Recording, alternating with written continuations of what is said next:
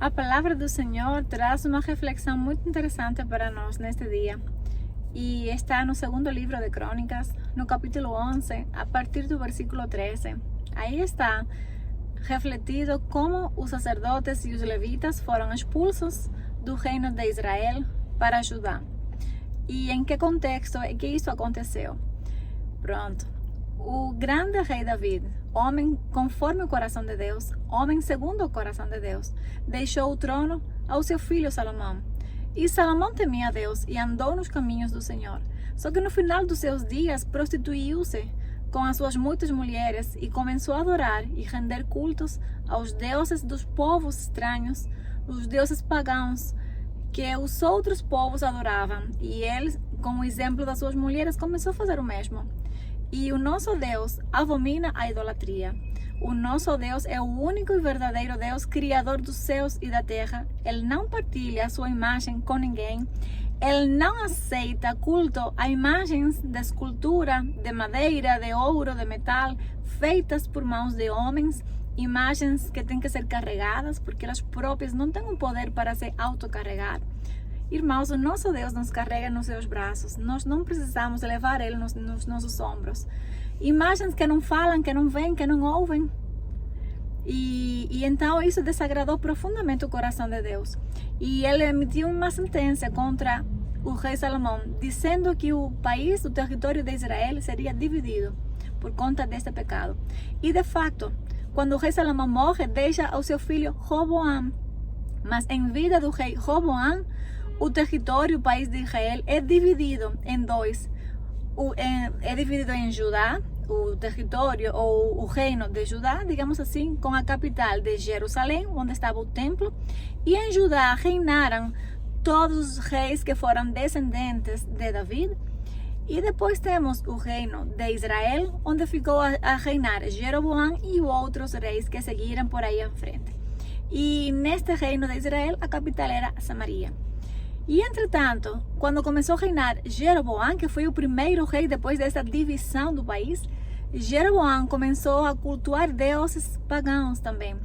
E ele levantou seus próprios sacerdotes, sacerdotes que não tinham sido escolhidos por Deus. Se vocês conhecem e leram alguma vez o livro de Êxodo, aí o Senhor determina que da tribo de Levi, que era uma das 12 tribos de Israel, da tribo de Levi, ele levantaria os levitas que adorariam e ministrariam no templo com louvores, com cânticos e cuidariam do templo de Deus. E da própria tribo de Levi levantaria dos descendentes de Arão, o primeiro sacerdote, os sacerdotes que sucederiam a continuação. Portanto, para ser sacerdote nessa época que estamos falando, era necessário ser descendente de Arão. E isto foi escolhido por Deus, foi o Senhor quem determinou isto.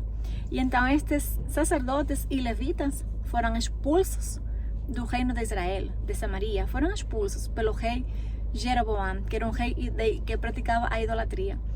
E os sacerdotes e levitas chegaram a Jerusalém a ministrar, aí em Judá, a ministrar no templo do Deus verdadeiro. E o Senhor falava no meu coração o seguinte: às vezes nós, que segundo diz a palavra, afirma a palavra de Deus, que pelo sangue de Jesus fomos constituídos reis e sacerdotes para o nosso Deus, nós somos sacerdotes do Senhor. E às vezes nós vamos ou fomos expulsos de alguns sítios. E isto transcende o âmbito natural, físico.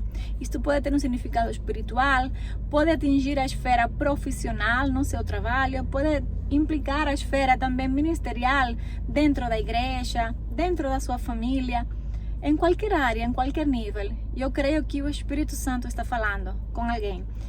E se você for expulso, não fique preocupado, não fique triste. Se você está perguntando para o Senhor por que aconteceu, e eu creio que o Senhor, assim como a mim, está dando uma resposta para você também nesta tarde.